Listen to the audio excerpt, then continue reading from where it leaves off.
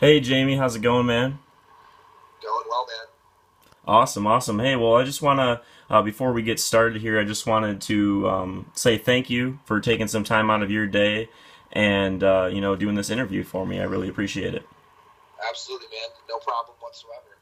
Awesome. Well, hey, well, let's get started then. So, the first question I got for you is what inspired you to pursue a career in the industry that you work in currently? For sure. Well, for me, when I was 18 years old, I graduated high school and I went off to Michigan State University. And I was going to school for business, not necessarily because that's what I wanted to do, but really because I didn't know what else to do. Mm-hmm. And I was also working part time at Taco Bell. And the one thing I learned from working at Taco Bell was that I never wanted to work there again. And I knew I wanted something different. And I was blessed to meet a good mentor who introduced me to this industry. And obviously saw an opportunity to be my own boss and work at my own time. But I think the thing that attracted me most was just the people, the opportunity to gain mentorship from people who had been there before me, people who had made mistakes that could help me avoid their mistakes to find success faster. So I was really attracted to it simply because it was just a great group of people that always talked about the future. They didn't talk about the past. They always Mm-hmm. talked about where we were going and what we were doing, and that was something that was super attractive to me. That's awesome, man. It sounds like, the people you're surrounding yourself with definitely have a good purpose and you guys are doing awesome. That's awesome, man. So, what does your daily work routine look like? Like if you were to just break it down simply, like what's kind of a thing you do on a daily basis? Well, every single Monday is at 9 a.m. I have a conference call service set up to where it actually calls a couple of my top salespeople. Instead of us calling into a conference call line, I have a conference call line that will call out to about 12 people. It's almost like an alarm clock called a team huddle, and everyone will answer their phone at 9 o'clock, and we'll get on and we'll talk about what's our daily schedule, what are our activities, what are our goals, and what we're trying to accomplish for the day, as Mm-hmm. well as what we did the previous day and what we accomplished, as well as maybe what we missed in our goals and what we're going to make up this following day. So I start out my days Monday through Friday with that team huddle.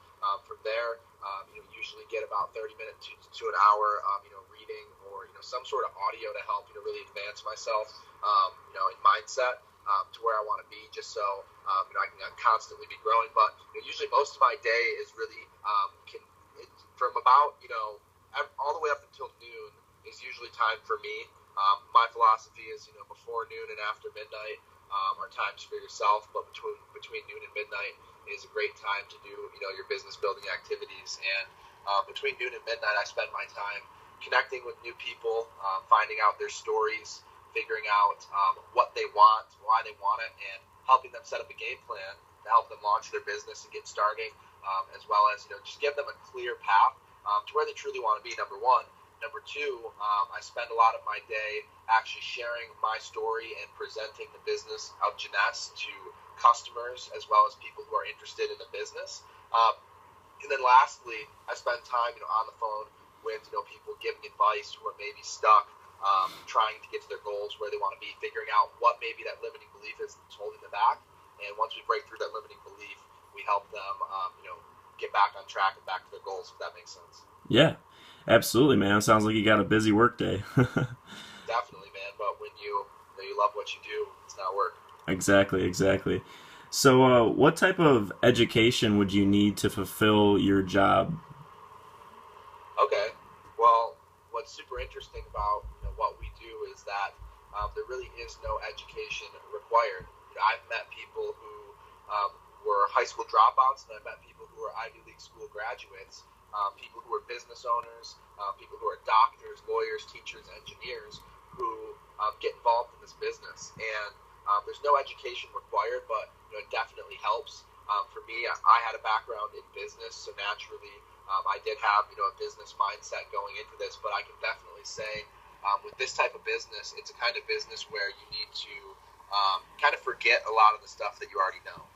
It's a business where your previous skills might not help you, and you need to Mm-hmm. learn from people who have already done it to help really get you to where you want to be. One of my favorite quotes that I heard from Bob Proctor, he says, the illiterate of the 21st century. They won't be those who can't read and write. It'll be those who can't learn, unlearn, and relearn. Okay, and for me and a lot of people, you have to really, you go to school and you learn all these different things, you learn amazing stuff, but then a lot of times in this business, you have to unlearn a lot of that stuff, especially people who own a traditional business. What I do is very different from a traditional business. So those people with that skill set sometimes need to unlearn a few of those things and relearn a new skill set to be successful in network marketing. So for me, I don't have a traditional background, a traditional education, but I've read a lot of books. I've been through a lot of audio programs. I've been to a lot of seminars, studied a lot of different speakers, and constantly just try to grow myself every single day. So really, your I guess success in a business like this is determined on your ability to not only go out and seek new information on your own, but then actually go out and apply it to your business. So for me, I've learned a lot from doing. I think that you can learn so much more from doing than from a book, so much more from a physical mentor than just a theory.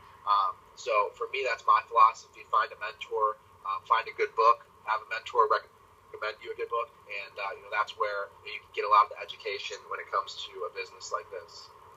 Awesome, man. Well, it sounds like a lot of personal self-education is needed for a job like this. That's really awesome. Absolutely.